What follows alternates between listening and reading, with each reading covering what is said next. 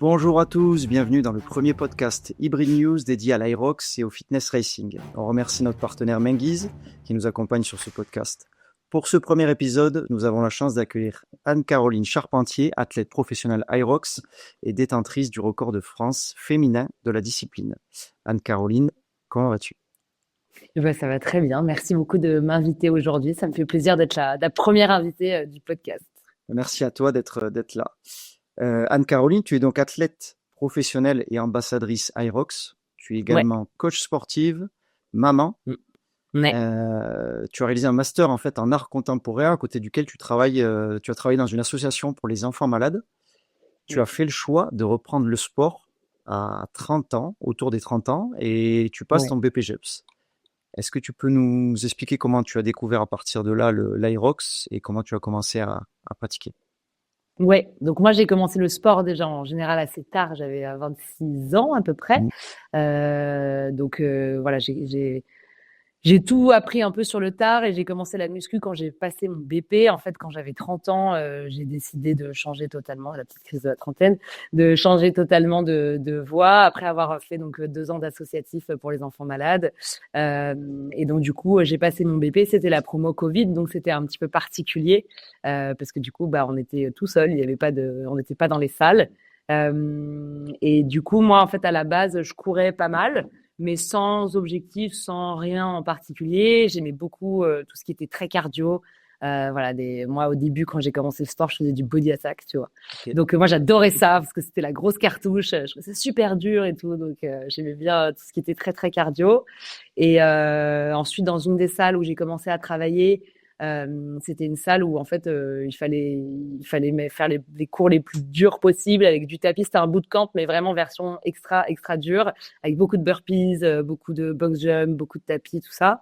Donc moi c'était ce que j'aimais. Et puis en fait au fur et à mesure avec un des coachs de cette salle qui est devenu du coup mon compagnon et le père de ma fille Pierre, on s'est rendu compte qu'en fait on avait vu en même temps passer sur Instagram des posts de Max Villa, qui à l'époque n'était pas encore le directeur de Irox France, mais qui était dans ma promo, en fait, dans mon BP. D'accord. Et donc, on l'avait vu, il était à Stuttgart, je crois, enfin en Allemagne, et on s'était dit, tiens, ça a l'air pas mal ça, il faut courir, il y a des burpees, ça pourrait être pas mal. Et comme je le conseille pour tout le monde, on s'est dit, on va le faire en duo pour voir, pour tester. Et à l'époque, il n'y avait pas encore en France. C'était en 2022, je crois. Et du coup, on était partis se faire un week-end à Barcelone. Et on avait fait notre première Irox à Barcelone, totalement à l'arrache parce que on nous avait écrit un numéro sur le bras, tu vois, comme on fait d'habitude. On savait pas ce que ça voulait dire. Alors, on va voir Max Villa qu'on croise. On lui dit, Max, on sait pas à quelle heure on part. Alors, il regarde notre bras comme ça, il fait, vous partez dans 5 minutes. Ah, ok. Donc, nous, on est partis pas échauffés, totalement à l'arrache et tout. Et on a adoré, en fait. C'est vrai qu'on se complétait bien sur les stations. Moi, j'étais un petit peu frustrée parce que je courais un petit peu mieux que Pierre. Donc, à la fin, j'avais dit, vas-y, j'ai trop envie de le refaire en solo. Il me dit, ok, je m'en doutais. Et ça a commencé comme ça, en fait. Après, on a enchaîné plusieurs fois des week-ends. J'ai fait mon premier solo à Rotterdam. Et voilà, j'avais fini première de ma caté à Rotterdam, donc j'avais fait mon premier podium. Donc, c'était cool. Pour mon premier Irox, j'avais fait 1h09 en open. Et à l'époque, c'était pas si mal comme temps. Sacré, ouais. Ça a bien changé depuis. Ça a bien changé depuis. Mais voilà comment est née la passion Irox.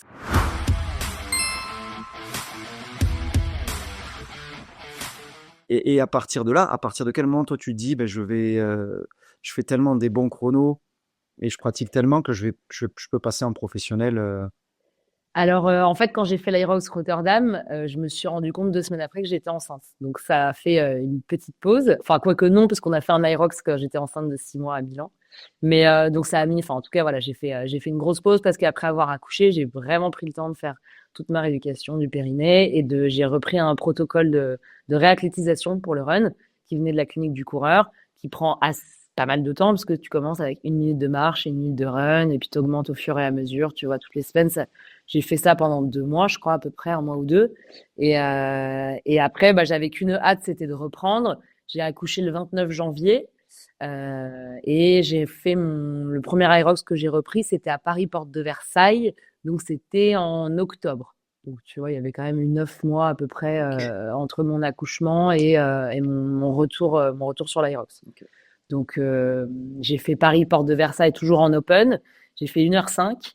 Donc, j'étais super contente Ah oui. parce que, voilà, donc j'avais fait mon podium et je m'étais qualifiée pour les championnats du monde. Bam, comme ça. Donc, j'étais OK. Donc, j'ai fait encore un ou deux Aerox en open. Et après, je me suis dit, bon, bah, en fait, tu pouvais te qualifier en open, Mm. mais quand tu faisais les championnats du monde, c'était forcément les charges pro. Donc, il fallait bien passer en catégorie pro au Ouais. bout d'un moment. Donc, j'ai fait mon dernier Open à Marseille où j'avais fait 1h04. Et après, le premier, c'était à Toulouse. Premier Aerox Pro, donc bah, il y a moins d'un an finalement, D'accord. puisque c'était en février. C'est ouais, quasiment un an, février de l'année dernière. Et donc Premier Aerox Pro. tu bascules en pro. Changement Ouais. de poids, grosse différence pour toi en termes de chrono ou tu arrives quand même à t'en Je sortir? fais, non, franchement, ça va. Je fais 1h10. Ok. Donc, c'était ce que je visais, ce que j'espérais faire. Donc, j'étais trop contente parce qu'on est très, très bon en estimation avec Pierre.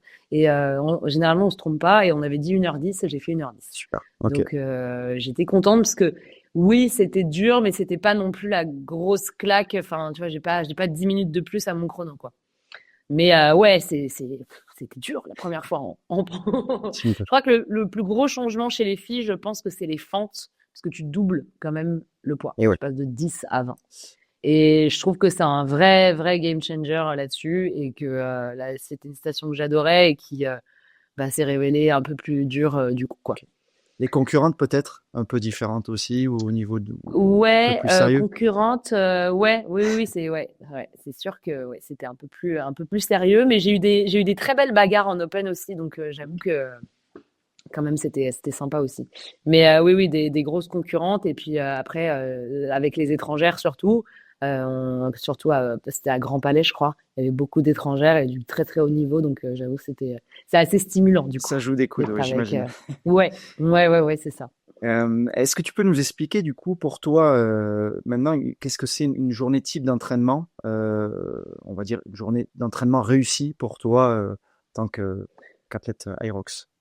Alors, une journée réussie, c'est par exemple comme aujourd'hui, j'ai réussi à tout caser. J'ai fait ma mobilité, parce que du coup, c'est un truc que vraiment j'essaye de garder là cette année à fond, c'est de faire mobilité avant et après séance. Ou alors, si vraiment j'ai pas eu le temps dans la journée, je vais essayer de le faire le soir, une fois que j'ai couché ma fille et tout, et que j'ai dîné, machin, tranquille. Mais donc là, j'ai réussi à faire ça. J'ai fait ma rééducation du genou parce que j'avais une blessure au genou qui traînait un petit peu depuis septembre, donc j'ai eu le temps de faire ça. J'ai fait une grosse séance de seuil après. J'ai fait un 10 fois 2 minutes à 3,20 avec 1 minute de pause. Ouais, c'était un bon lundi. Et du coup, après, j'ai eu le temps de faire la récup avec bain froid, hammam. Je fais 2 minutes de bain froid, 5 minutes de hammam que j'ai fait 3 fois. Et ça, pour moi, c'est vraiment une journée parfaite parce que j'ai mis ma grosse cartouche, mais j'ai vraiment eu le temps de faire ma mobilité et de faire ma récup et tout ça. Ok. Donc ça, pour moi, c'est le top. Et après, le top du top, c'est quand j'arrive à rentrer mes 2 séances. Par exemple, faire un run le matin et l'après-midi, enchaîner sur une séance de muscu. Tu vois, un truc bien, bien complet comme ça. Mais ça, c'est les aléas de mon emploi du temps, de ma fille, de tout ça. Et oui, Donc, justement, bah ça, la prochaine question est parfaite en fait. C'est ça, c'est comment tu arrives à combiner en fait les exigences du haut niveau avec cette vie familiale. J'imagine que ça va être un planning, c'est c'est des journées qui sont millimétrées. Hmm. Qui sont millimétrées. Déjà, bah, mon copain est coach aussi, donc on est souvent en garde alternée. Enfin, s'il bosse le soir, c'est moi qui m'occupe de ma fille. Si je bosse le matin, c'est lui. Enfin voilà, on alterne. Et après, c'est vrai que les week-ends aussi, bon, c'est surtout lui qui se sacrifie, j'avoue, qui me laisse aller courir ou aller faire mes séances. Mais c'est vrai que sinon tout est vraiment très millimétré parce que donc je suis coach, donc je donne cours, je donne des cours collectifs et je donne des coachings. Les cours collectifs, c'est le matin, le midi, le soir. Donc voilà, le matin généralement, je pose ma fille à la crèche, je vais m'entraîner, ensuite je vais travailler, je rentre, je déjeune tard, 14h, 14h30, bam, et après si j'ai le temps, donc je refais la deuxième séance, mais à 15h, 15h30, donc je suis toujours en train de courir Ouais. partout. Après je rentre, soit il faut que j'aille chercher ma fille à 17h30, soit je donne cours, donc je vais quand même la chercher parce que je veux la voir, hop, et après je vais donner cours. Donc c'est des journées ouais, à 200 à l'heure, moi j'adore ça, donc c'est voilà. Mais c'est vrai qu'il y a des moments où c'est un peu plus fatigant Ouais, que d'autres. je veux bien te croire. Euh, Voilà, mais Du coup, tu as réussi à réaliser en fait le record de France féminin à Londres l'année dernière Ouais, avec un temps de 1h02 11 centièmes.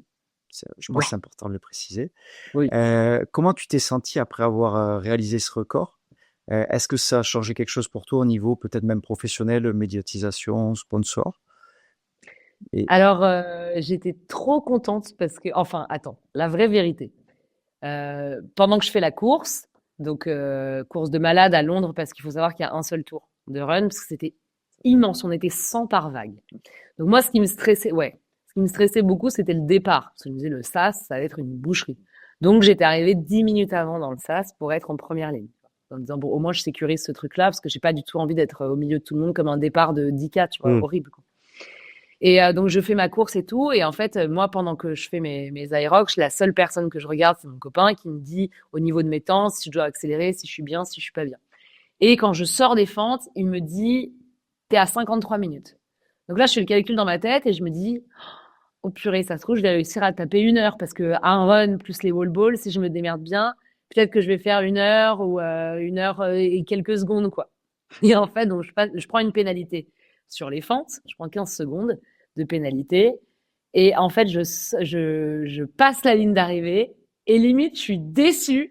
Je vois marquer 1h01 56. Je me dis, oh, j'ai pas réussi à faire en dessous d'1h01. Non, mais le truc absurde, tu vois. Alors que c'est un temps de malade. Et en fait, il n'y avait pas encore la pénalité affichée, du coup, donc ça faisait 1h02 11 secondes. Et en fait, après, j'étais trop contente, évidemment, tu vois. Mais sur le coup, j'étais là, ah, j'ai cru que j'allais le faire et tout, j'ai raté mes calculs. Donc voilà, mais après, donc j'étais super contente. Et puis, je me rends compte qu'en fait, c'est le record de France, c'est un truc de fou et tout, et que ça me rapproche surtout, en fait, c'est ça mon objectif, des temps des élites 15. Parce que du coup, bah, pour faire Elite 15, il faut, donc c'est les 15 meilleures mondiales, il faut additionner tes 2 meilleures courses pour arriver à une moyenne. Et la moyenne, en gros, de la 15e de la dernière, c'est 1h02, tu vois, et des brouettes, ou même 1h01, quelque chose, quoi. Donc, ça me rapproche de cet objectif. Donc, je suis super content. Après, est-ce que ça a changé quelque chose? Écoute, oui, au niveau médiatisation, tu vois, j'ai été relayée par Aerox France et tout ça, donc ça, c'était super cool. Où j'ai pris beaucoup de followers et tout, et ce qui est toujours important, parce que c'est vrai que moi, niveau sponsor, je pensais que ça allait débloquer des choses, et malheureusement, non. Il faut ok. savoir que je paye tout toute seule, et que bah, c'est un budget. Et malheureusement, en fait, je sais que souvent, ce qui revient quand j'essaie de démarcher des marques, c'est que bah, j'ai pas assez de followers. Donc, abonnez-vous. Euh, voilà, c'est Le important. message est passé là. Voilà, le message est Voilà. passé. Mais du coup, voilà. Donc non, ça n'a pas changé là-dessus, mais en tout cas vis-à-vis des marques. Mais en tout cas, niveau médiatisation, et puis après ma gloire personnelle, ça Ben me oui, fait bien très sûr. plaisir. Donc ça, c'est cool. Et puis surtout, ça me rapproche de mon objectif à terme, qui est de rentrer en Elite 15.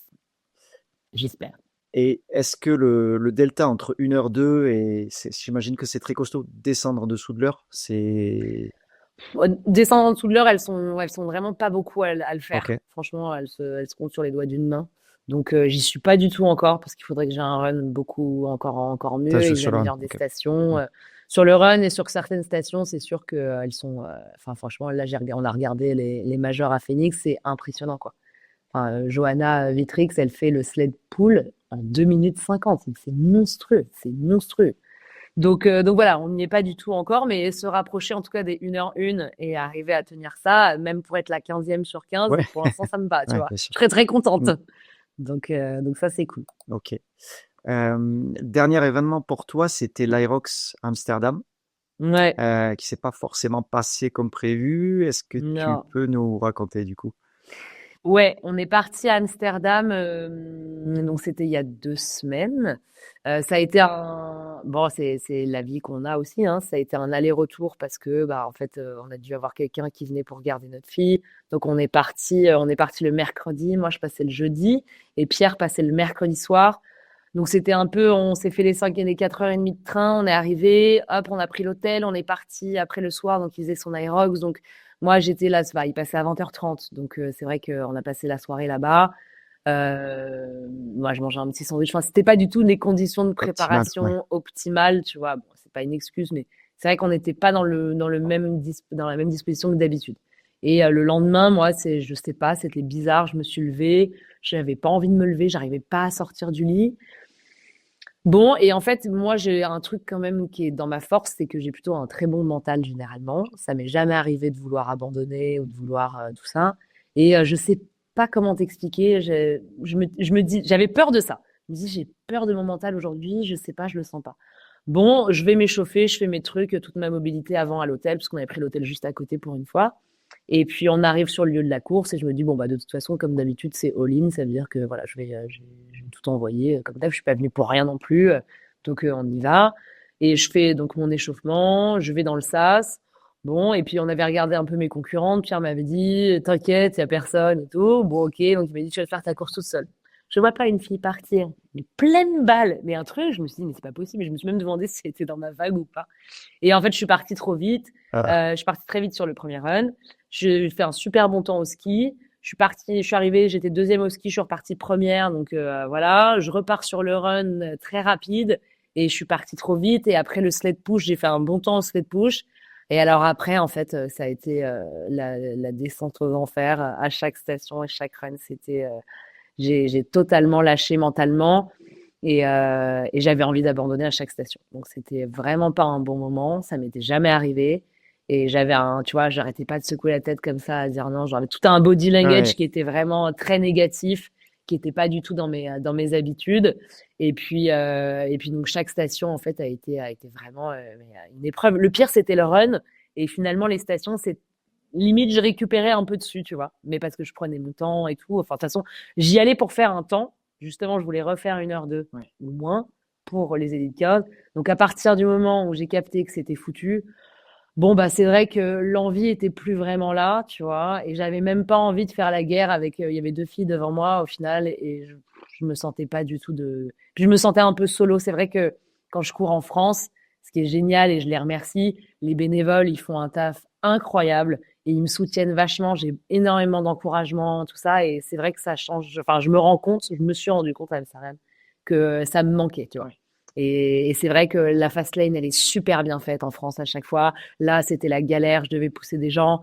Et puis voilà, j'étais vraiment solo, seul au monde, quoi. Donc c'est vrai que c'était assez compliqué et j'avais vraiment envie de lâcher. Et je me disais, bah non, je peux pas parce que voilà, j'ai un message à donner quand même, Ouais. donc je peux pas le faire, mais vraiment envie de lâcher, quoi. Donc voilà, j'ai fait 1h06, ce qui est pas non plus un temps lamentable, mais qui voilà, du coup était loin de l'objectif que je m'étais fixé. On peut Voilà. voir le côté positif. C'est une expérience aussi. Exactement. Et voilà. C'est une expérience et ça m'a reboosté après là pour la suite. Et puis, comme je l'ai dit après, c'est vrai que bah ça arrive à tout le monde quoi. En fait, ça arrive à tout sportif, à tout athlète. Et j'ai eu beaucoup de messages après qui m'ont fait super plaisir d'Alan Kao, de Willy Georges, tu vois, de vrais athlètes en fait qui m'ont dit des choses vraiment cool. Et donc ça m'a reboosté et ça m'a redonné aussi confiance et ça m'a donné vraiment la niaque pour Nice qui est dans 10 jours là. Yes. Et on parle de plus en plus de la partie mentale. Est-ce que toi, tu as un ou une coach mentale justement pour te préparer avant ces événements ou est-ce que tu es en autodidacte sur ça? Je suis en autodidacte, mais j'ai lu un super bouquin. Je suis en train de regarder si je le vois là. Un super livre de François Ducasse, Champion dans la tête. Et c'est un vieux livre et il parle beaucoup de tennis surtout, mais hyper intéressant avec plein de tips où justement en fait comment dévier les pensées négatives Mm. et se fixer sur d'autres choses. Enfin, essayer de déjouer en fait, enfin plein de petites astuces, de petits trucs qui m'ont vachement aidé. Et c'est vrai que c'est à partir de cette année, j'étais extrêmement stressée pour ma première course de l'année à Port de Versailles parce que ça faisait 4 mois depuis les championnats du monde que j'avais pas fait l'Irox et du coup, vraiment, je sentais que enfin, j'avais besoin, donc j'ai commencé à écrire. Donc j'ai lu ce bouquin et en même temps j'écrivais. J'écrivais les pensées négatives, tu vois, pour les sortir un peu de ma tête. Et puis aussi comme un mantra, les trucs à me dire dans la tête, je suis forte, je suis capable, je l'ai déjà fait, je connais, là, j'ai travaillé, j'ai fait ça. Et en fait, c'est toutes les petites astuces, c'est qu'est-ce que tu as mis en place, te concentrer sur une station, sur un truc en particulier que tu as travaillé à l'entraînement, et voilà, pour essayer de concentrer le mental sur autre chose. Et ça m'a vachement aidé. Et donc voilà, donc j'essaye là de le refaire et la visualisation aussi. Ouais. Dès que j'ai la map de la course, en fait, là on a reçu celle de Nice hier, le soir avant de m'endormir, je me pose dans le lit les yeux fermés et je me visualise toute ma course. Généralement, je m'endors juste après parce j'arrive, j'ai du mal à arriver au wall ball parce que ça Ok. m'endort en fait. Mais à chaque fois, voilà, je prends le temps de faire ça pour que en fait, il n'y ait pas de surprise le jour J. Tu vois, que ce soit un automatisme et juste je me lance, j'y vais quoi. Ouais. Donc, en tant Donc qu'athlète, voilà. par exemple, si tu reviens sur une course que tu as déjà faite dans le même, on va dire, Mm. la même disposition, c'est quelque chose qui est plus facile pour toi Ouais, qu'arriver parce sur un lieu. que Ouais. ouais, que sur un lieu Mm. inconnu. Au moins là, il y a pas de surprise, je connais par cœur. Alors moi, je me suis jamais trompée de station ou trompée de truc, tu vois, mais j'aime bien parce qu'au moins voilà, c'est facile. Ok. Je connais par exemple, tu vois, à Porte de Versailles, c'est quand même 80 mètres de burpees road jump, c'est une ligne droite. C'est violent la première fois. Alors que là, du coup, tu l'appréhendes mieux parce que tu l'as déjà fait, tu connais, tu sais, donc du coup, c'est plus facile pour la visualisation, je trouve, Ouais, quand tu connais le mieux, quoi. tout à fait. L'Aerox, du coup, c'est 8 kilomètres de run entrecoupé de 8 stations fonctionnelles. Ouais. Euh, pour toi, c'est quoi ta pire station et Alors, pourquoi? pourquoi? Alors, ma pire station, c'est celle que tout le monde adore parce que c'est la récup pour tout le monde. Pour moi, c'est un cauchemar, c'est le rameur. Parce que j'ai une technique qui ne doit pas être optimale et qui fait qu'en fait, moi, ça me flingue les jambes et que, en fait, j'ai le sentiment de ne pas avancer. C'est quand même très long, 1000 mètres. À ce stade de la course, tu es fatigué et c'est vraiment, je sais que c'est technique. J'ai fait un coaching là, il y a pas longtemps, justement, pour voir un peu mes défauts sur le rameur et j'essaye de le travailler à fond parce que alors, gagner des secondes sur le rameur, c'est pas vraiment ce qui va changer ma course. Mais en fait, j'aimerais que ce soit une vraie récup comme tout le monde et pas un moment où je subis et où je perds beaucoup d'énergie. En fait, je dépense trop d'énergie dessus. Voilà, donc je suis en train de travailler ça. Mais c'est vraiment, ouais, pour moi, c'est vraiment pas un moment sympa, quoi. Est-ce que tu as des tips pour les personnes qui partagent les mêmes, Les la même mêmes haine problèmes. pour cette station, justement pour améliorer leur perf Alors, sur moi, ça? par exemple, je partais très en arrière, tu vois, alors qu'en fait, non, il n'y a pas besoin de partir autant en arrière. C'est vrai que j'ai vu des vidéos, il m'a montré le coach que j'avais pris, Peyo. Il m'avait montré sur les vidéos, c'était terrible comparé aux autres meufs. Moi, j'étais totalement penchée en arrière. Donc, bien rester sur les ischions, les petits os des fessiers, prendre je sais plus comment on dit, la poignée, enfin, bien sur les côtés et pas partir trop en arrière. Voilà. Et bien ramener d'abord les bras avant de ramener les jambes. Voilà, donc j'essaie d'appliquer ça. Là, j'ai fait un quart d'heure de rameur hier, si tu veux, en zone 2. Donc, je me suis dit, c'est le moment de bien faire la technique et tout et d'améliorer ça. Ok. Et du coup, à l'inverse, ta meilleure station, ce serait C'est les burpees. Burpees. Et pourquoi, Ouais. du coup? C'est la station où je rattrape tout le monde tout le temps. Ok. J'avoue que, en fait, psychologiquement, j'aime beaucoup cette station aussi parce que pour moi, moi, je l'ai fait d'un coup, tu vois, je m'arrête pas. En fait, je réfléchis pas. Juste avant, je me relève même pas la tête, t'as pas besoin, juste t'avances, tu fais tes longueurs.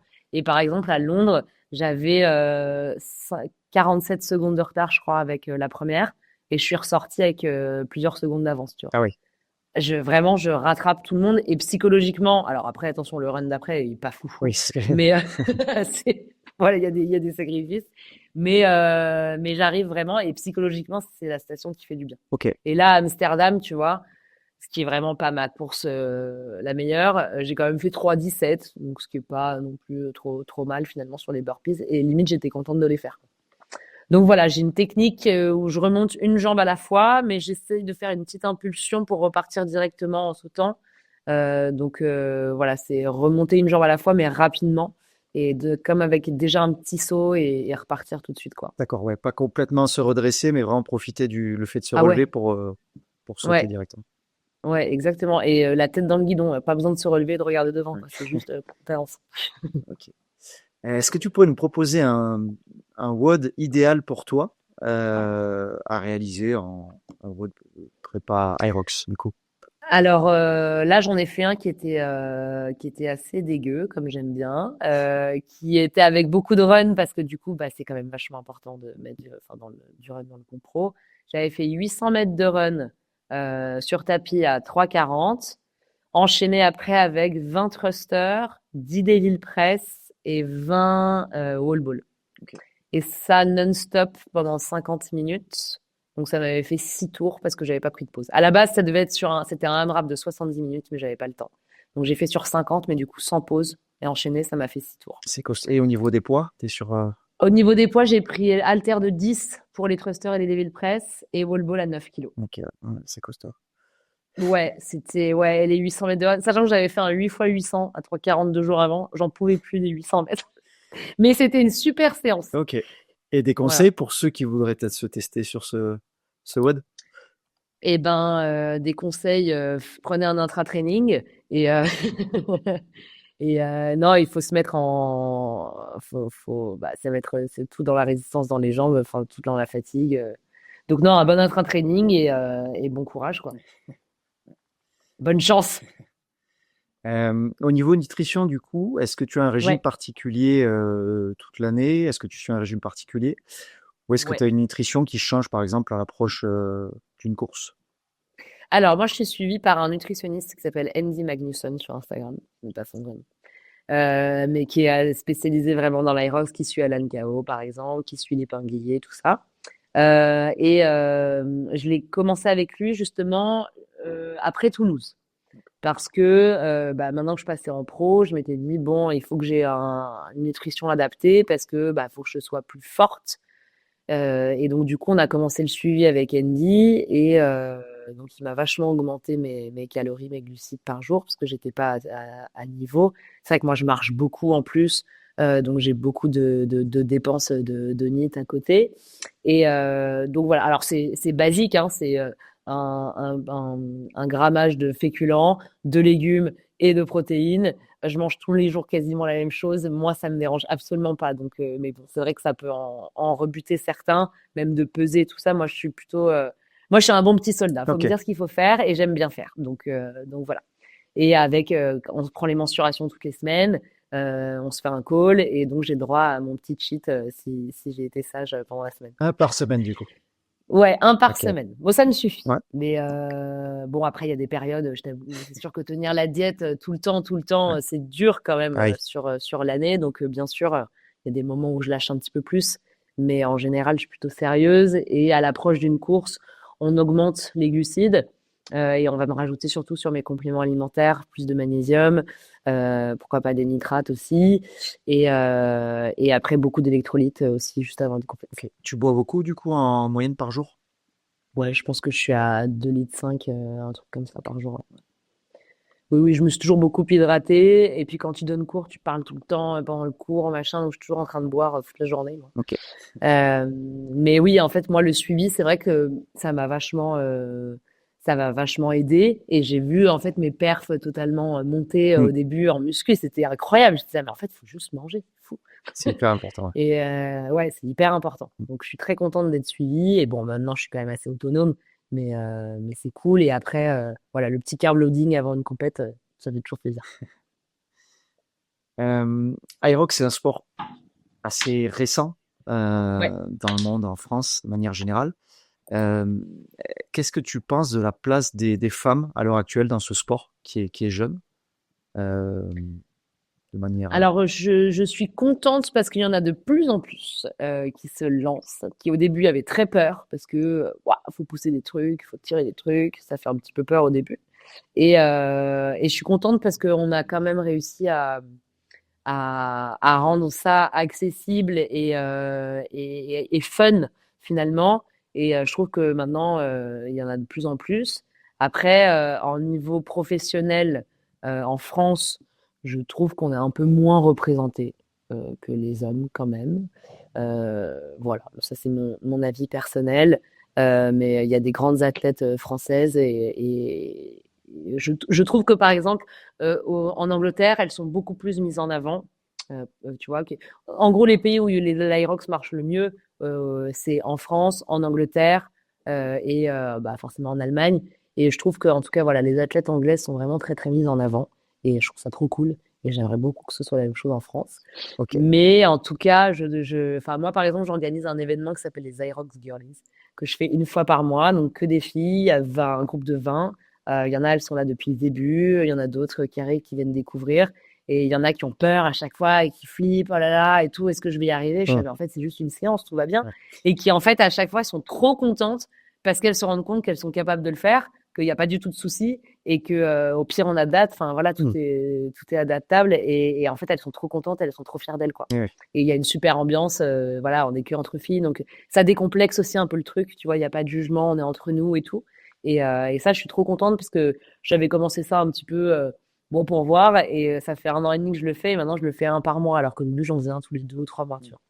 Donc ça c'est cool. Donc c'est pour montrer que voilà, les femmes sont trop fortes Trop top. et qu'elles adorent l'Aerox aussi. Il faut rappeler effectivement que c'est un sport qui est accessible à tout le monde et que dans tous les cas, on adapte Ouais, les entraînements en fait. C'est pas un sport réservé exactement. à l'élite. Exactement. Mais c'est ça qui est cool dans le sport, c'est que d'un côté, tu vas côtoyer l'élite parce que tu vas peut-être partir dans la même bague qu'eux et où tu vas courir avec eux, voilà, en même temps. Et en même temps, c'est vraiment fait pour tout le monde, quoi, de tous les âges et c'est accessible à tous. Enfin, moi, c'est ça qui m'a plu au début parce que par exemple, le CrossFit pour moi, en fait, moi, je j'aimais pas l'haltéro, donc puis j'étais nulle. Donc forcément, j'avais même pas envie d'essayer parce que je me disais: «Mais c'est pas fait pour moi» et du coup, l'Aerox, c'était génial pour moi parce que il y avait pas de mouvement technique, les charges sont pas non plus, C'est ça, ouais. enfin inaccessibles. Donc c'est vrai que c'est ça qui est génial dans l'Aerox, quoi, c'est que c'est vraiment pour tout le monde. C'est vrai que ça peut faire potentiellement moins peur que le CrossFit parce qu'il y a Et beaucoup oui, de, les gestes sont assez facilement réalisables, c'est beaucoup ça. moins techniques dans le CrossFit. Ça veut pas dire que le Oui, CrossFit, c'est aussi accessible à tout le monde, c'est adapté pour tout le bien monde, sûr. mais Ouais, c'est vrai que l'Aerox peut paraître plus accessible et qu'il y a beaucoup moins de technicité. C'est vrai qu'un premier cours d'haltéro, pour quelqu'un ouais. qui en a jamais fait, c'est dur. Voilà, tu Ouais, arrives dans le cours de gym, tu fais waouh, OK, c'est quoi les options pour moi? Qu'est-ce que je peux c'est ça, faire? Donc c'est sûr que voilà, au moins l'Aerox, à part le sled pull qui est le seul mouvement un peu technique, sinon c'est quand même relativement facile d'accès ouais, quoi. c'est sûr. Il y a les championnats du monde 2026 qui ont lieu à la Ouais, Strawberry Arena à Stockholm, en Suède, du ouais, 18 au 21 juin. Est-ce que tu tout à fait. peux nous rappeler comment ça fonctionne, en fait, les classements, comment on peut se Ouais. qualifier et ta place, toi, du coup, est-ce que tu auras une possibilité d'y accéder cette année Alors cette année ça a changé. Donc l'année dernière on pouvait se qualifier en open. Maintenant c'est que en pro qu'on peut se qualifier. Donc par catégorie d'âge toujours. Et donc les catégories d'âge, c'est donc 16-24, 25-29, 30-34, 35-39 et ainsi de suite. Et donc ça dépend des slots. Donc les slots, c'est les catégories d'âge. Par course, tu peux avoir deux places pour les 30-35 par exemple, donc les deux premiers, ou trois, ça dépend, ou une seulement.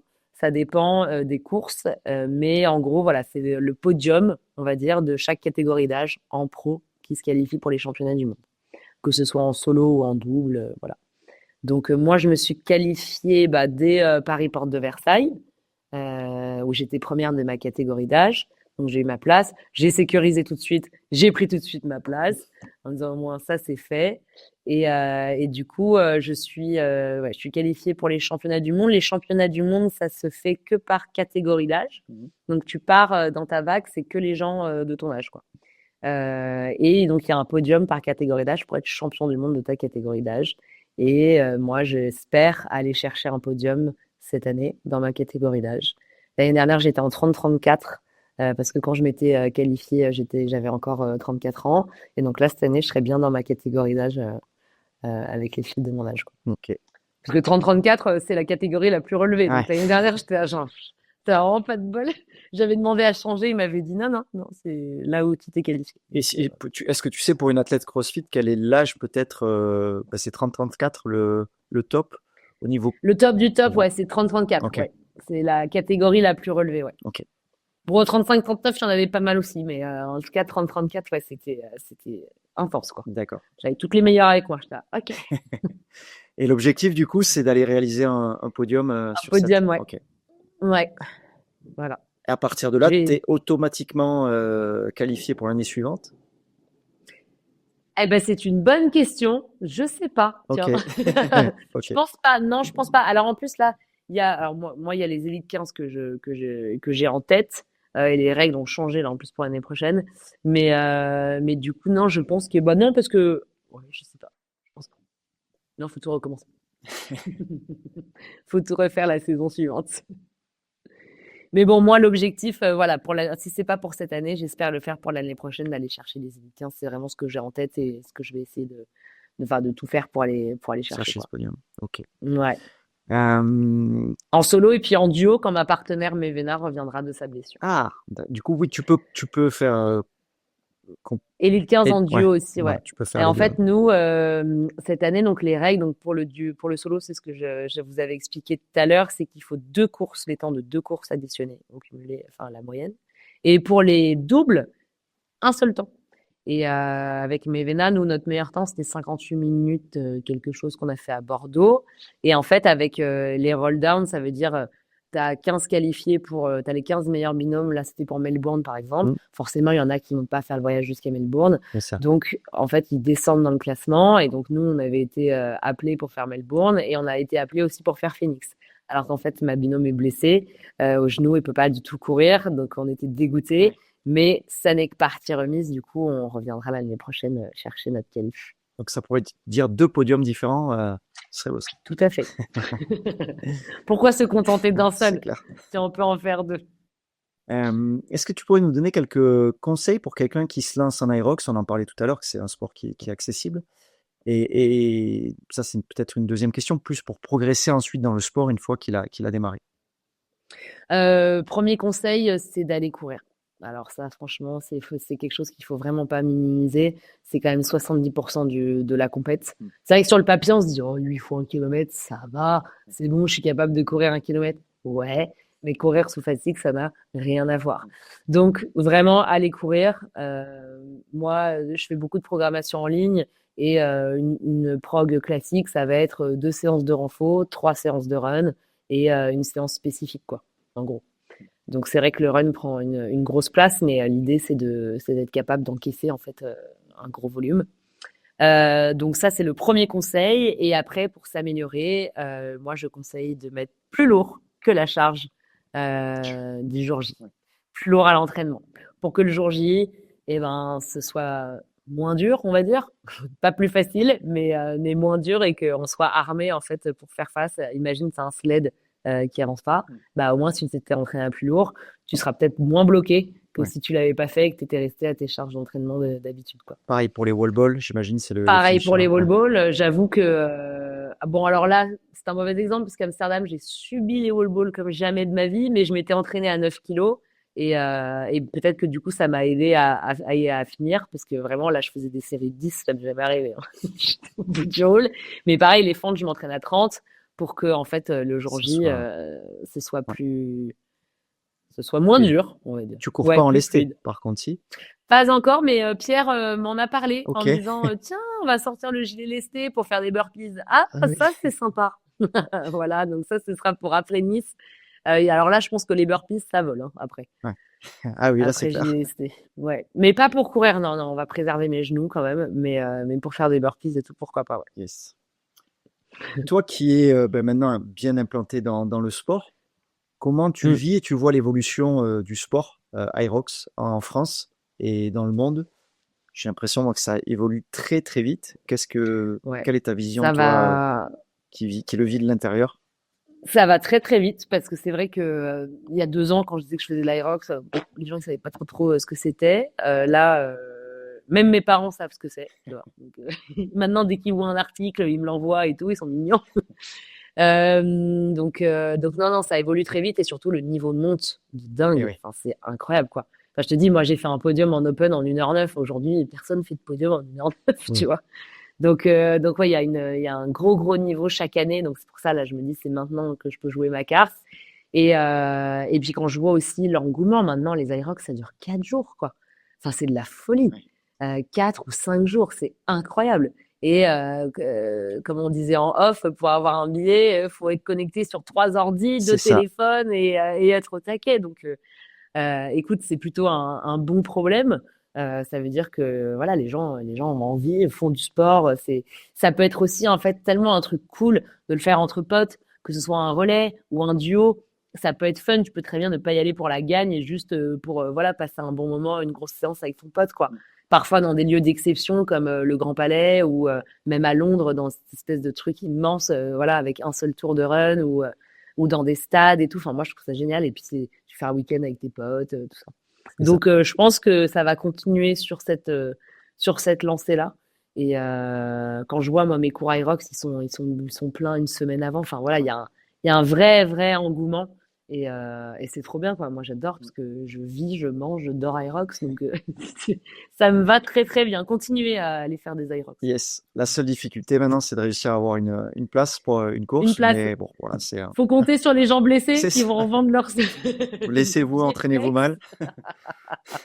C'est ça. C'est grâce à vous, les blessés, que d'autres ont leur place. Yes. Mais ouais, non, c'est fou, quoi. C'est fou. Il y a les Aerox Young Stars aussi. Et oui, ouais, j'ai vu ça. Ça, c'est trop Ouais. bien. Et Max Gillard disait qu'il aimerait bien qu'on mette ça en France, que ça arrive en France. Donc, Il y a plusieurs catés d'âge, du coup, ça démarre chez les ados, c'est ça? c'est à partir de 7 À ans. 7 ans même, ouais. Ouais, donc moi j'ai encore un peu de temps avant que ma fille s'y mette, mais j'espère que d'ici là, ça existera toujours. Mais ouais, non, c'est à partir de 7 ans et ensuite je crois que c'est par catégorie.